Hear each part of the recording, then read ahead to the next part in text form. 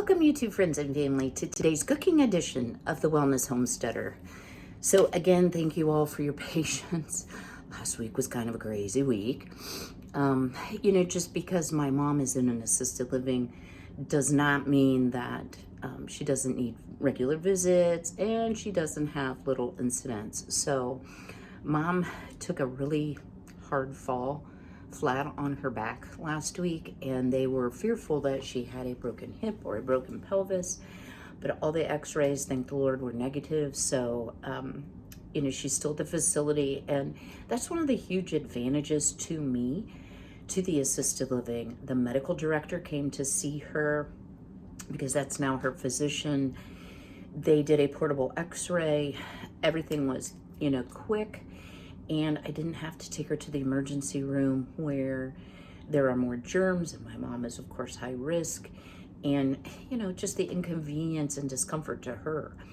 All of that was averted. So I thought, okay, her hip is fine. Oh no, it's not over yet. So yesterday, which was Sunday, they called and said, hey, your mom noticed that her front tooth is missing. I don't mean to laugh, guys, but like I said, it is like mama drama every day. So she has crowns on her front teeth. So evidently she swallowed it, ate it, and it won't hurt her. I'm not worried about that piece of it. But I did not go to the facility yesterday. I'd been there Saturday. So I don't know if it simply was an old crown and it came off and now she needs a new one. If the tooth is decayed underneath the remaining tooth the crown is glued to, if the tooth is broken, I don't know any of that. So I did call and get her into the dentist this week. So yeah, always stuff to do, right? Plus I've still been working both at mom's house and here. But today, you've all heard the saying, TikTok made me buy it. Well, I'm going to say Gay at Apron Strings made me do it. So she put up a video, I believe it was last week, that was banana pudding brownies, but it's not brownies like chocolate. It's kind of like banana pudding squares. And it put me in the mood for real old-fashioned homemade banana pudding. So I'm going to bring you along today. If you've never made it, it's super easy. You can take some shortcuts. You could use instant pudding and pie filling. I personally don't like that near as much as just the straight up homemade. So if you've never made homemade pudding, this is a great use. If your milk is getting towards the end and you need to use a couple cups of milk, this is a great use. So let me swing you down here. So technically you're supposed to do this in a double boiler. I am going to use my handy dandy club aluminum. Guys, this is the way I've always done it. I've never had a problem. You're welcome to use a double boiler. I don't happen to have one of those with all this kitchen stuff. I am using the recipe from Nilla Wafers, like the true brand name. I bought the name brand and the generic, and let me tell you, there was no comparison on the generic that I did buy. So I'm super glad I did get the name brand, but they were kind of pricey, guys. I will tell you that. What isn't pricey right now, right? So first thing I'm going to do is I'm going to preheat my oven to 350. Okay, there's nothing in the oven. Sometimes I store a pan in there. And already in my pan, what I've done is put half a cup of sugar, a third of a cup of flour, and a dash of salt. And again, a lot of super sweet recipes will call for a little bit of salt to balance out that sweetness. Now I'm going to go ahead and I'm going to turn on to high my burner. However, guys, I have a glass top stove that takes forever to get hot, so it will get turned down pretty quickly, but that's the way I need to get it started. So what I have here are 3 egg yolks, and you don't want to throw away your whites because that will become the meringue topping. So I tried to pre-measure today, guys, so this would be a good video and not you watching me measure things. So I'm going to stir the egg yolks in first, kind of make a paste. And then I am going to start adding my 2 cups of milk. And you do want to stir this pretty much constantly so that it does not scorch if you're not using a double boiler. And also you don't want to scramble your eggs. So I'm going to bring these up to temperature pretty slowly. So I'm going to add the milk a little bit at a time.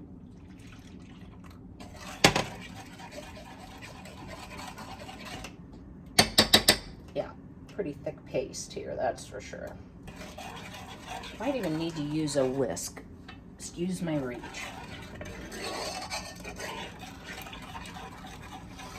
So, are y'all seeing signs of spring? I have to tell you, in case you don't know, we turn our clocks forward on the 13th, which is 2 weeks from yesterday. Oh my goodness, I got like an octopus. Excuse me here a minute. Couldn't be that I have too much in this drawer. No. But I was out yesterday because we've had so much ice. We had an ice storm, and you're going to see it out of sequence when you see the craft room cleanup video that I've been working on. Guys, I'm not, maybe halfway done with it. But at any rate, daffodils. I have daffodils up about an inch because we've had a few really warm and sunny days, like close to 60. So that's pretty exciting.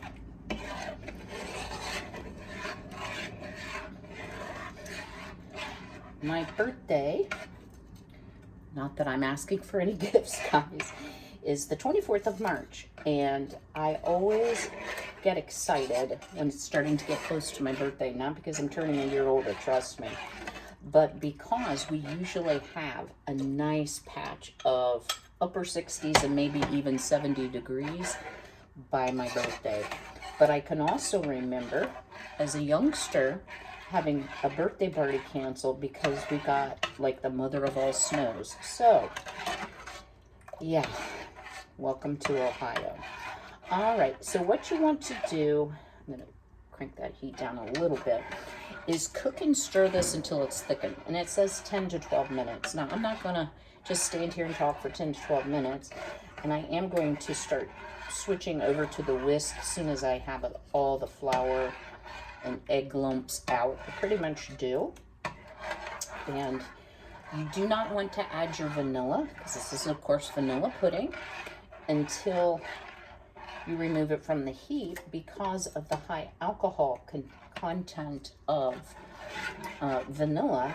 It evaporates quickly if you put it over heat, and therefore the flavor is not as good.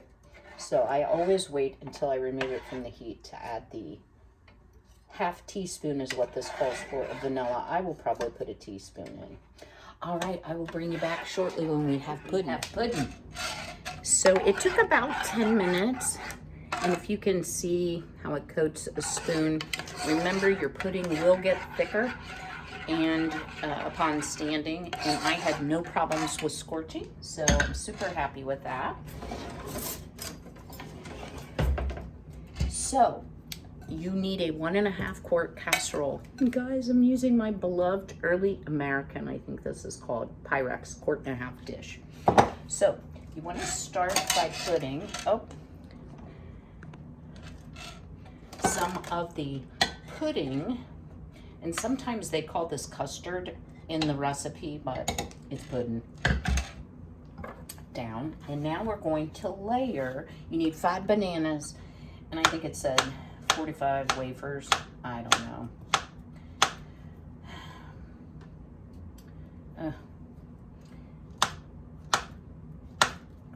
And I just try to slice them thinly.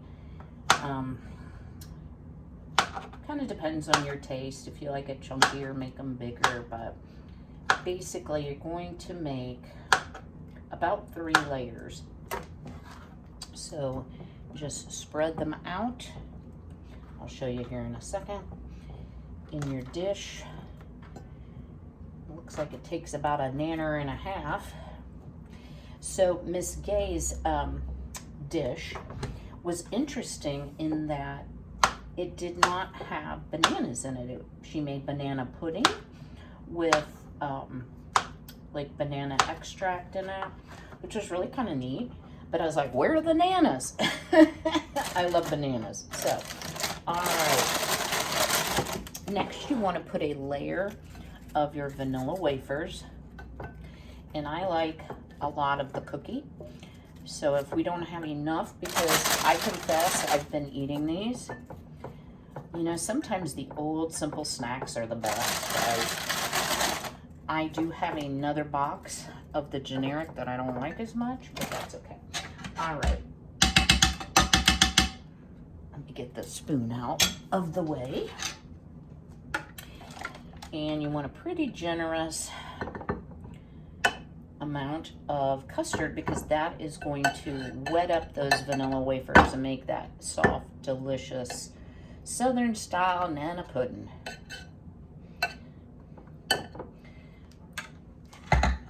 All right, so I'm just going to keep working here, get my layers in, and then I will bring you back, since you get the gist of it now, and show you how to make a meringue for the top. Now, I will tell you, I'm not a huge fan of meringue. To me, it just tastes like nothingness, but I'm gonna try it, see if I can't get past the nothingness of it.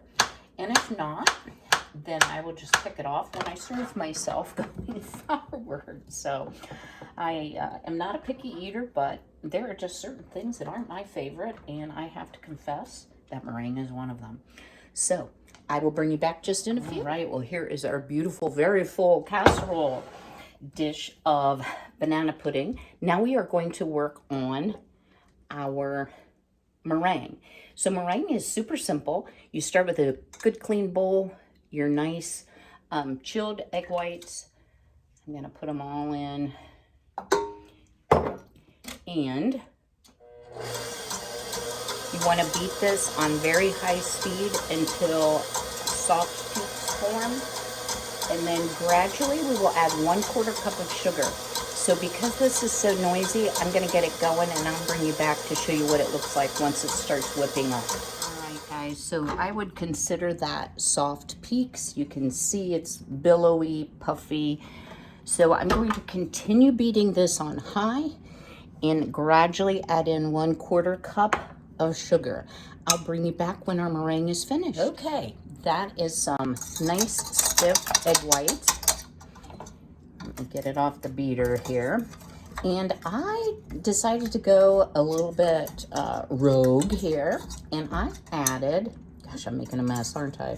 Some of my organic vanilla extract powder that I got from Azure Standard. And guys, I love that. It adds so much flavor, so maybe I'll become a meringue lover. And yeah, this is probably too much meringue, but let's see what we get. So you do want to seal, if you will, all of that delicious pudding, bananas, and wafers, because that is not something that needs cooked. We basically want to brown the meringue. Yeah, that would be enough meringue. Oh, well, I made it like it said, but I suppose depending on the configuration of your casserole dish, you know, it might have a greater surface area at the top than this does. So yeah, I'm gonna take some of that off. So once we get this sealed at the edges, that's what I always do first. We will go to our oven. Got a little pudding on that, for 15 to 20 minutes at 350. And I was never good at making pretty designs. We'll try here. Kind of looks like a lawnmower ran over it, but that's okay. It probably is going to get picked off anyway. Okay, so there we have it. You will have too much meringue. Into the oven we go, and I will bring you back to do a taste test. 15 minutes on the nose, and my oven was just perfect. So here you go. Is that not a gorgeous banana pudding? So I do have a extra vanilla wafer here. So let's just cut into this goodness. It's still really like a little bit hot, so the pudding's a little soft. It will thicken up as it cools. but that's okay. I like it hot too. So this is my breakfast, guys. Probably not breakfast of champions, but oh my word, it's gonna be good. Okay, let me ditch the spoon and we'll have a taste of old-fashioned banana pudding. Ready? I'm hoping I won't fry my mouth. Let's get a little bit of everything here. Or not.